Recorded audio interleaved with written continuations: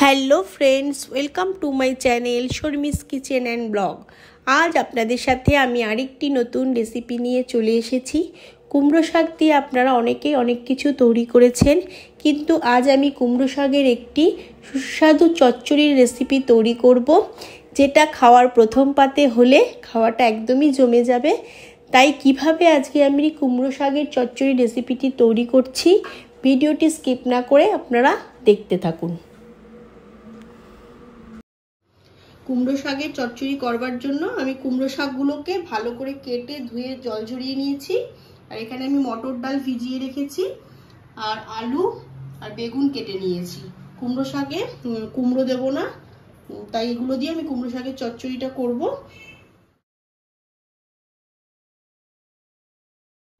ডালটা আমার ভিজে গেছে, এবার আমি ডালটাকে একটা মিক্সিতে পেস্ট করে নেব। ডালটা আমি মিক্সিতে পেস্ট করে নিয়েছি। এবার ডালের মধ্যে আমি একটু লবণ দিয়ে দিলাম, হলুদ গুঁড়ো, লঙ্কার গুঁড়ো। এবার আমি সবকিছু দিয়ে ডালটাকে মেখে নেব। ডালের বড়াগুলো আমি প্রথমে ভেজে নেব, তার জন্য আমি কড়াইতে সাদা তেল দিয়ে দিয়েছি। তেলটা গরম হয়ে গেছে, এবার বড়াগুলো ভেজে নেব।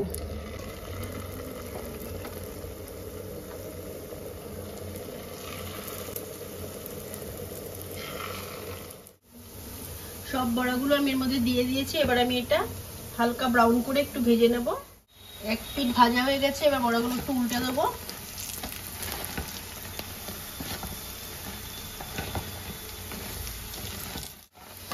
বড়াগুলো ভাজা হয়ে গেছে, এবার তুলে নেব। এবার ওই বড়া ভাজার তেলের মধ্যেই আমি দুটো শুকনো লঙ্কা আর 5 ফোড়ন দিয়ে দিলাম। এবার ফোড়নটাকে একটু ভালো করে নাড়াচাড়া করে নেব। এবার তেলের মধ্যে কেটে রাখা আলু দিয়ে দিয়েছি, তারপর বেগুনগুলো দিয়ে দিলাম। এবার আলু আর বেগুনগুলোকে একটু ভাজা ভাজা করে নেব।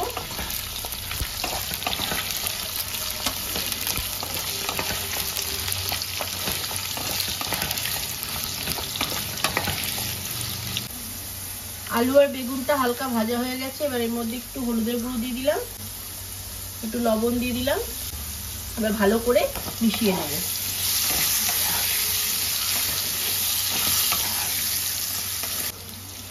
এবার কুমড়ো শাকটা দিয়ে দিলাম।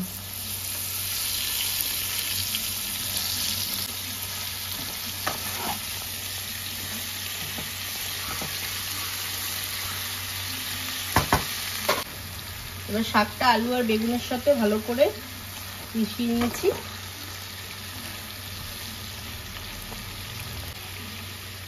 এবার ঢাকা দিয়ে 10 মিনিট সেদ্ধ করে নেব। 10 মিনিট হয়ে গেছে, আমার সবকিছু প্রায় সেদ্ধ হয়ে গেছে। এবার এর মধ্যে 5-6টা চেরা কাঁচা লঙ্কা দিয়ে দিলাম।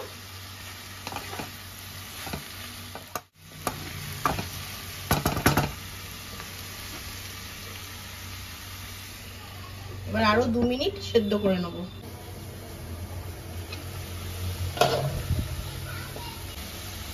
আমি 2 চামচ সরষে আর পোস্ত একসাথে বেটে নিয়েছি, দিয়ে দিলাম।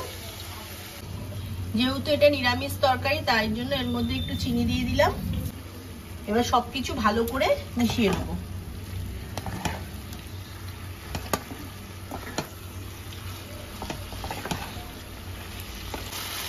এবার ভেজে রাখা বড়াগুলো দিয়ে দেবো। এবার সবকিছু আবার ভালো করে মিশিয়ে নেব।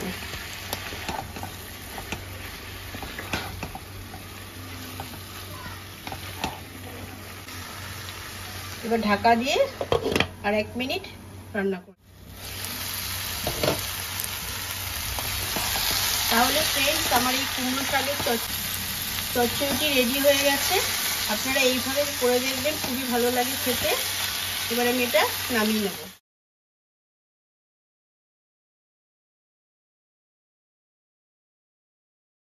ফ্রেন্ডস, আমার এই কুমড়ো শাকের চচ্চড়ি রেসিপিটি একদম রেডি হয়ে গেছে। আপনারা বাড়িতে এইরকম সরষে পোস্ত বাটা দিয়ে বড়া দিয়ে করে দেখবেন, খুবই ভালো লাগে খেতে। আর কেমন লাগলো আমাকে একটু কমেন্ট করে জানাবেন।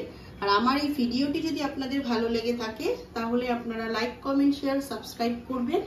আর আমার চ্যানেলটিকে এখনো যারা যারা সাবস্ক্রাইব করেননি কিন্তু ভিডিও দেখছেন, প্লিজ তারা একটু সাবস্ক্রাইব করে আমার পাশে থাকবেন। তাহলে দেখা হচ্ছে আবার নেক্সট ভিডিওতে। তাহলে আপনারা ভালো থাকবেন, সুস্থ থাকবেন। টাটা।